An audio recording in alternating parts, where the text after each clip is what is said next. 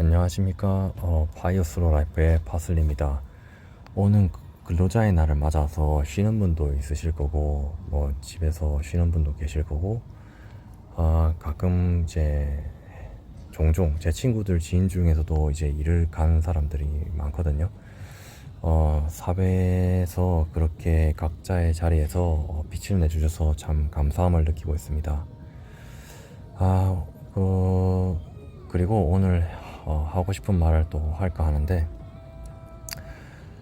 과연 이제 젊은 사람들이 취업 쓴 청년들이 많다라는 뉴스들이 종종 있는데, 이게 과연 청년들만의 탓인가, 아니면 지금의 이 시점이 온 게 이제 뭐 행정적으로는, 구조적으로는, 사회적으로 우리가 이제 거부할 수 없는 불가항력이 있지 않았나, 이런 부분을 조금 짚고 갈까 해요. 요즘에 젊은 사람들을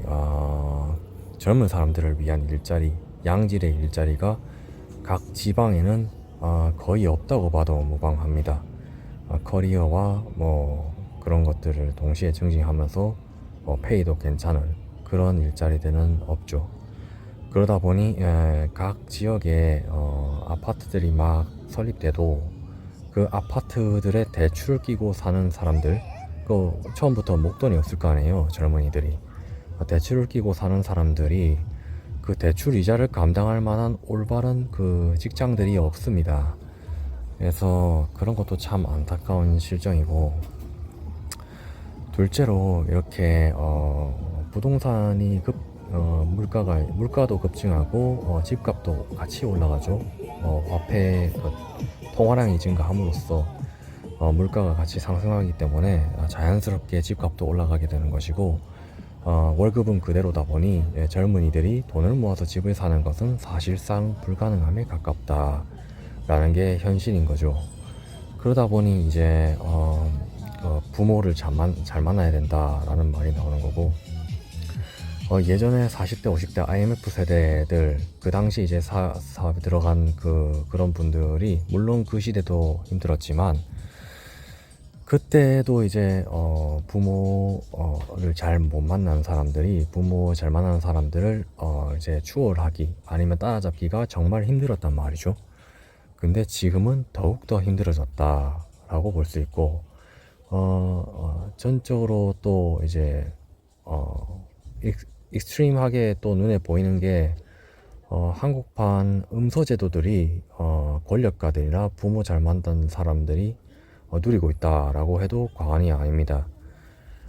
여러 가지 이제 관련된 사람들이 자기 자녀에 대한 입시 비리 등등을 함으로써 한국판 음소제란 게, 부모가 이거면 자식도 이걸 할 수 있다라는 이제 일종의 계급 유지하는 방법이죠. 그래서 현대차 노조들도 그렇고 여러 곳에서도 자신이 좋은 직장을 자녀에게 넘길 수 있는 그런 비리들이 많아졌다라고 볼 수 있습니다. 그렇게 해서 이제 청년들은 부모를 잘 못 만난다 이렇게 된다면, 이제 주위의 중소기업이나 뭐 뭐 대기업에 갈 수도 있죠. 대기업은 이제 근데 총 일자리 중에서 많이 쳐줘봐야 5% 10% 남짓일 거기 때문에, 나머지 대다수의 사람들이 자산을 불리기가 정말 힘들어지고 있죠. 월급은 그대로고 물가를 상승하니 저축 투자할 만한 잉여 자본들이 없게 되는 거죠. 그렇다고 하면 이렇게 쉬게 되는 청년들은 그런 미래를 정확하게 알고 있는 겁니다. 그런 것을 알고 있다 보니 그런 곳에 자신의 시간을 낭비하고 싶지 않아 하고, 실적으로는 쉬고 있다라고 하지만 남들이 이제 아이디어를 낸 것에 시키는 일을 하며 이제 월급을 받는 시대가 이제 저물었다고 볼 수도 있는 거죠. 그런 시대가, 이제 아이디어를 만들어서 이제 부가가치를 만드는 그런 사람들이 인건비가 올라감에 의해 최저임금이 상승해서 이제 사람을 고용을 안 하려고 하는 그런 것도 있고 하다 보니 실질적으로 사회에서 사업을 하고 개인 사업을 하고 아이디어를 가지고 부가가치를 창출하는 사람들이 인건비가 커져서 망하는 경우가 좀 수두룩합니다. 그리고 망하지 않는 사람들은 보통 자동화를 하고 사람을 최소한으로 쓰죠. 사람들이 최소한으로 쓰다 보니 주위 사회에서는 일자리가 줄어드는 것도 사실입니다. 양질의 일자리뿐만 아니라 그런 무난한 일자리들까지 주위에서 사라지고 있는 게 현실인 거죠. 그래서 이런 일자리들이 점점 사라지고 있다 보니 현재 이제 월급을 받으면서 일하는 그런 안정적인 일자리가 사라지고 그렇게 내몰린 이제 청년들은 자신들이 직접 돈을 벌어야 하는 그런 구조를 만들어야 될 위치에 왔습니다. 본인의 이제 직업이 이제 프리랜서 아니면 또 다른 뭐 인플루언서 등등의 부가가치나 어떤 이제 자본이 들어올 만한 파이프라인을 구축한 사람들은 지금까지 이제 정말 그런 시스템을 만들어 놓은 사람들 정말 멋진 분들이죠. 예, 그런 분들이 이제 앞장서서 이제 인터넷이나 이런 것에서 나는 이런 식으로 돈을 벌었다라는 정보가 또 퍼져가고 있고, 그렇게 착취를 받으며 이제 착취를 받을 수밖에 없는 구조가 됐기 때문에 어, 돈을 이제 주는 고용주 입장에서도 인건비를 최대한으로 효율적으로 사용하게 되려면 힘든 시간에 짧은 시간만 사람을 쓰려고 하고 본인이 대부분의 나머지 허들에는 다 하려고 한단 말이죠. 그런 사업만 살아남는 이제 사회 구조가 됐어요. 그런 사회 구조가 있다 보니 젊은이들이 순이익 높은 사업을 찾아가기 영유하기 위해선 순이익 높은 사업인 인간 인건비를 줄여야 되는 그런 사업을 남길 수밖에 없는 것이고 이게 꼬리를 물고 꼬리를 물어 악순환에 빠져들게 됩니다. 참 이런 현실이 안타깝기만 한데요.